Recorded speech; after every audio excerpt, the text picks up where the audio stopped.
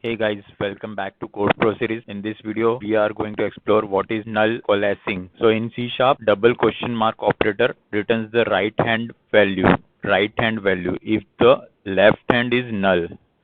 For example, string name equals to null, then string display name equals to name, double question mark operator, guessed. Left hand name and right hand is guessed. So if it is left hand is null, so it will return this value guessed as a string. So output will be guessed.